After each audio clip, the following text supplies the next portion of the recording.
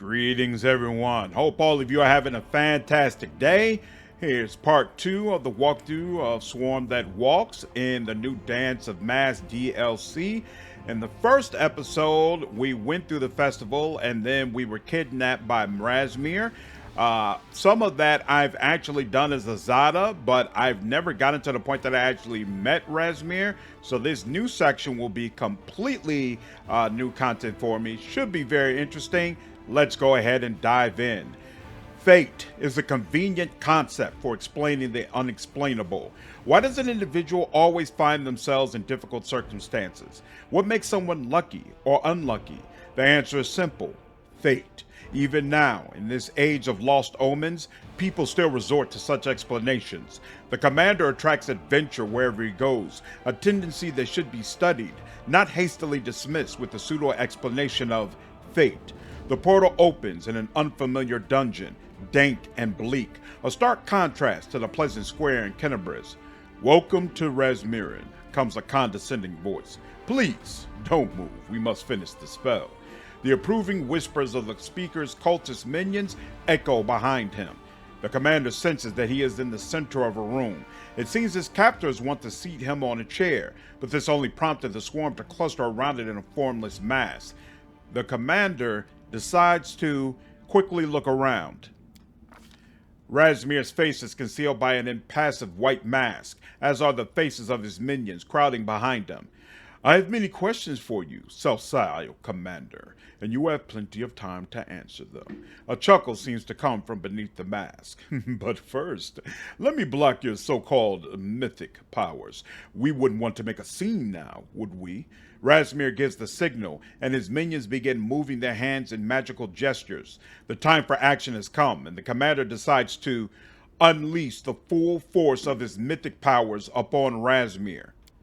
The commander feels the familiar tension building up inside him, but the tension does not find its expected release. Only a small portion of power hits Razmir in the chest, but it is enough to hurl him against the wall. "Increase the pressure!" orders Razmir as he staggers out through the doorway. His cultists close ranks. Their concerted magic is somehow holding the commander's powers at bay inside his body. The commander must escape before the unknown magic binds him permanently. He has no choice but to split the swarm to infiltrate between the cultists.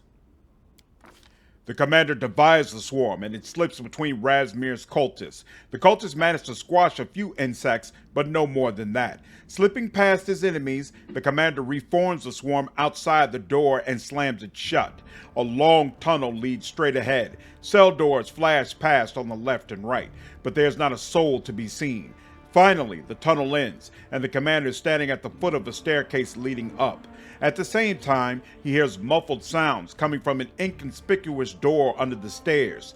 The commander chooses the inconspicuous door.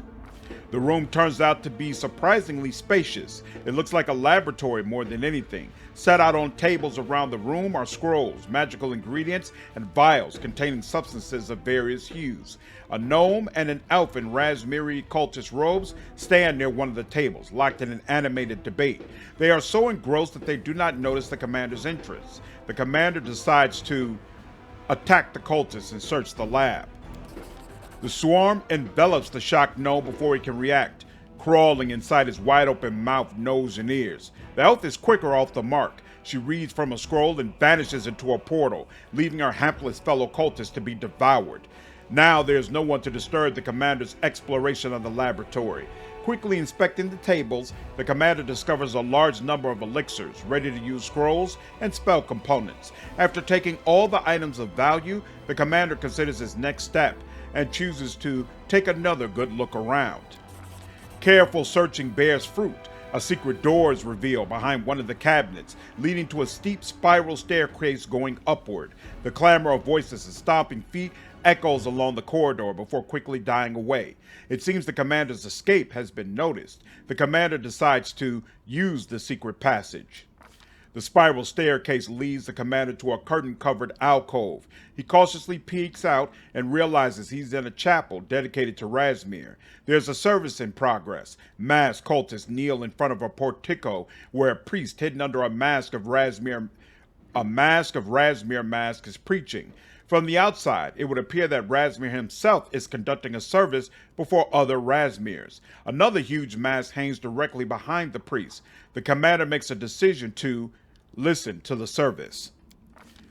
I am the great Razmir, and my word is the word of God, the priest says in an aged voice that is strikingly different from that of the Razmir who met the commander in the dungeons. I am the great Razmir, the cultist echo. I passed the test of the Starstone and gained divinity. My will is unyielding, the priest continues.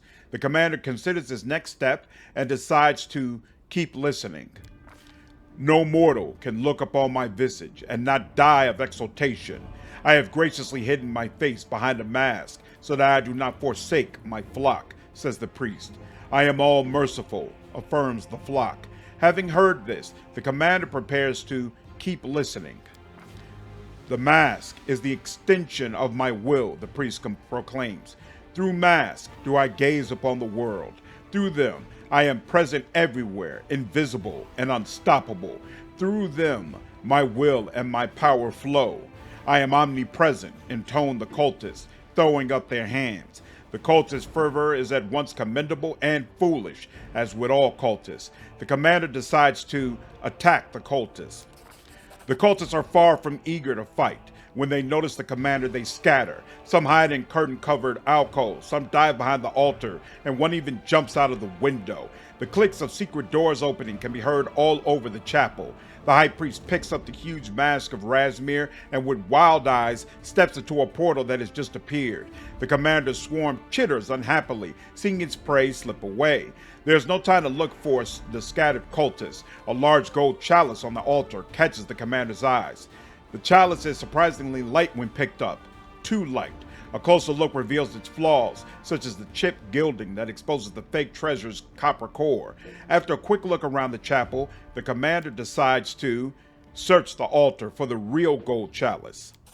The commander's instincts are soon proven right. He spots a genuine relic in an inconspicuous niche near the base of the altar, a sacred gold chalice. Satisfied with the find, the commander now intends to leave the chapel, go into the corridor, and open the doors to the throne room. The heavy doors open on creaking, unoiled hinges. It is clear they are rarely closed, but today is a special occasion. An expansive hall is revealed beyond the doors. It is hard to imagine more magnificent surroundings. The crimson carpets are embroidered with gold thread. The walls are adorned with gold inlaid masks, and the gold chandelier on the ceiling must be held up by magic. Otherwise, it surely would have fallen long ago under its mighty weight. Razmir himself is waiting for the commander, with a lazy look in his eyes and a group of cultists behind him. "Ah, my dear guest," he says in greeting. "And when I say dear, I do mean it. It cost me dearly to capture you, and that's not to mention the damage you are doing to my palace." He nods slightly, and his cultists begin weaving their hands in spellcasting gestures once more. A wave of energy tenderly washes over the commander, enveloping him like a warm blanket. The commander tells Razmir what he is going to do to him. Razmir remains unflinching, but his minions prove to be weaker in spirit. Many give up, and their spell dissipates. Wasting no time, the commander attacks his opponents. There are some battles that cannot be avoided, in which retreat, while technically possible, is unthinkable. Some might call such battles momentous, others might call them righteous. Today, the commander has met an opponent who must be defeated, one way or another. After finding his bearings, the commander